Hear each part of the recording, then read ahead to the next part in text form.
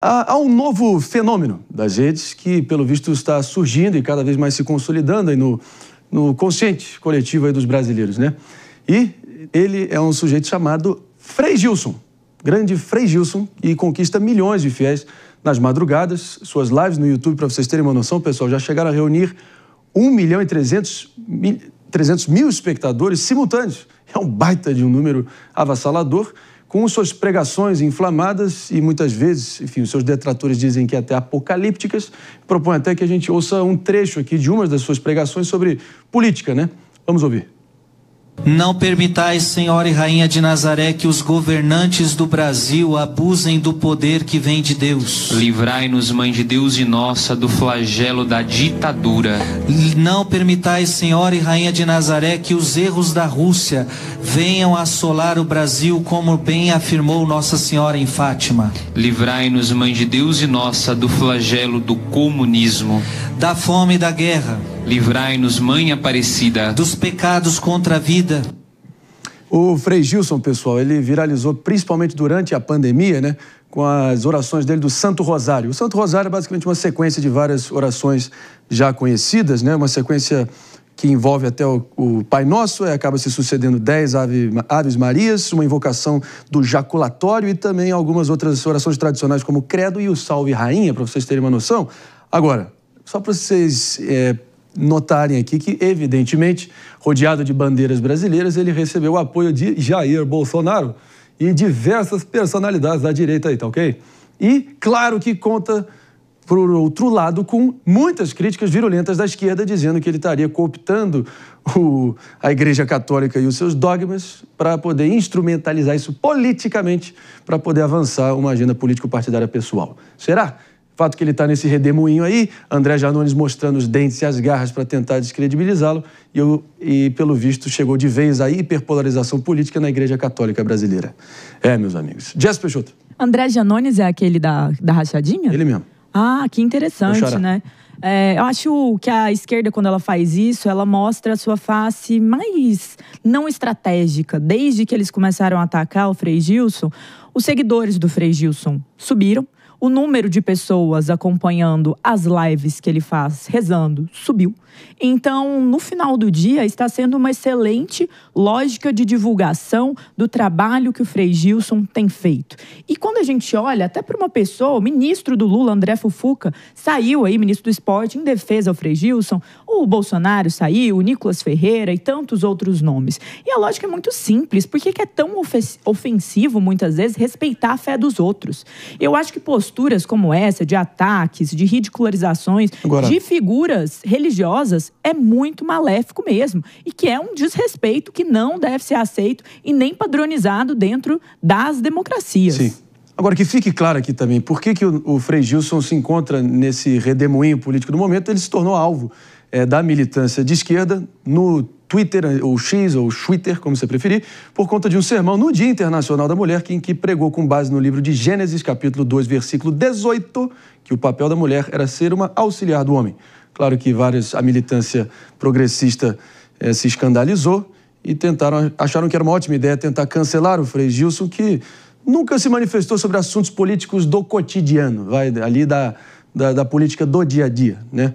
E claro que o deputado André Janones entrou no circuito dizendo que essa intervenção da militância estaria afastando gente muito humilde e que tem realmente uma conexão com a pregação católica. Esse é o ponto interessante. Esse é o ponto. Nesse caso específico, André Janones foi contra a estratégia. E fique claro, foi contra a estratégia. Geralmente ele é o famoso ombudsman. Me explica o que é o ombudsman. Ele foi contra a estratégia da esquerda, falou que a esquerda já está perdendo apoio dos evangélicos e com essa medida provavelmente vai perder apoio de ala conservadora da Igreja Católica. Então, o André Janones, só quem conservadora. Diria? O André Janones, quem diria, está no caminho, nesse caso, correto em relação a esse assunto específico aí. Ele já está nessa posição de crítico do próprio governo, policiando a trás da ele está vivendo um momento difícil. Mostra, por exemplo, que a esquerda, né, está perdendo completamente o diálogo com a sociedade, né?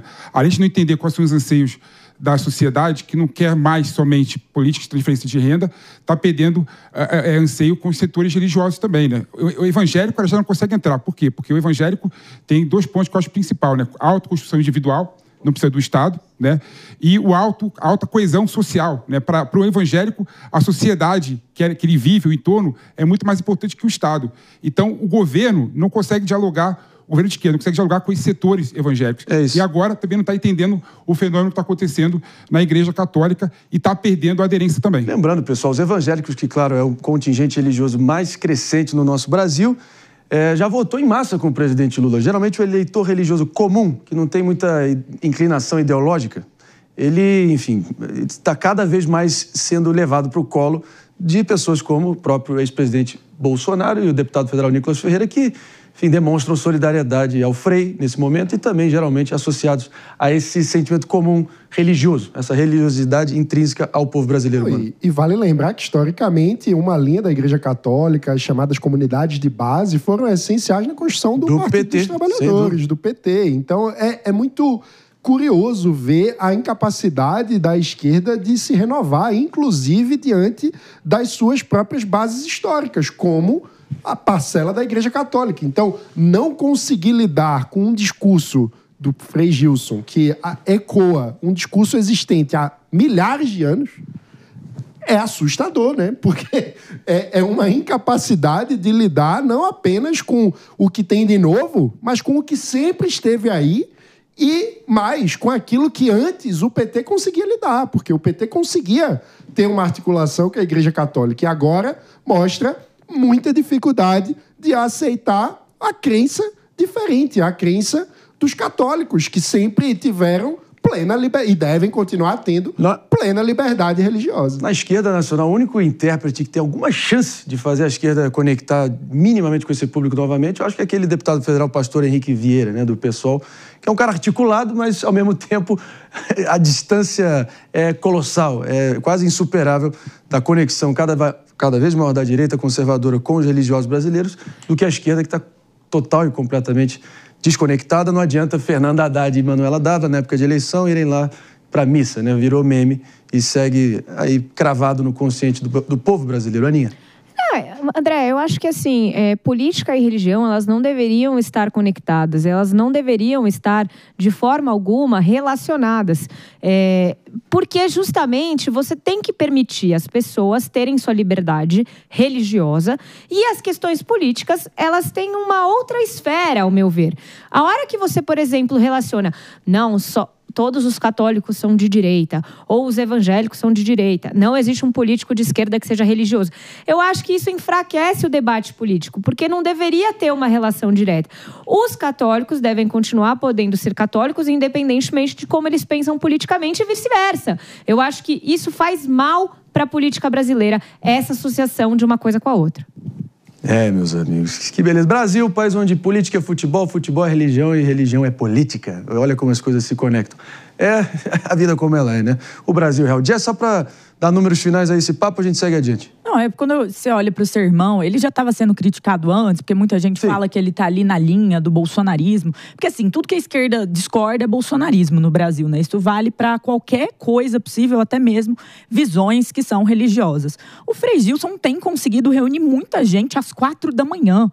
Mais de 1 milhão de pessoas ao vivo, orando, rezando às 4 da manhã. Não surpreende então, assim, nada. É um número muito expressivo. E a religião no Brasil, ela é uma religião cristã forte. E quando a gente olha para o sermão que ele está sendo cancelado pela esquerda, que fala que as mulheres não são para a liderança, que a liderança é do homem, tem muita gente que vai, não pode ser assim, não pode ser assim. Meu amigo, não siga. Você não tem que dar palpite na fé dos outros. Tem muita mulher que não mostra o cabelo, usa hijab, e a esquerda respeita isso. Quando é na Palestina, a esquerda respeita isso. Quando é em outros espaços. Mas no Brasil, quando existe uma opinião mais conservadora ou uma opinião que eles não concordam na reação ali da lógica progressista, eles querem excluir isso como se fosse uma violência, uma coisa absurda. Então é uma situação de hipocrisia, mais uma situação de hipocrisia da esquerda brasileira. Antes da gente realmente aqui pincelar e finalizar esse tópico, eu quero só trazer imagens aqui do presidente Lula nesse exato momento em Betim, Minas Gerais. Ele está numa montadora ali, talvez voltando às suas origens industriais, e há uma comemoração em torno dele. E claro que, lembrando que Minas Gerais é o principal, um dos principais colégios eleitorais, mas com certeza o que melhor reflete o Brasil como um todo e é o principal termômetro político para qualquer aspiração presidencial do Brasil e, claro, é o maior campo de batalha eleitoral do ano que vem, para variar. Minas Gerais é sempre ali no Photoshop, como a gente sabe.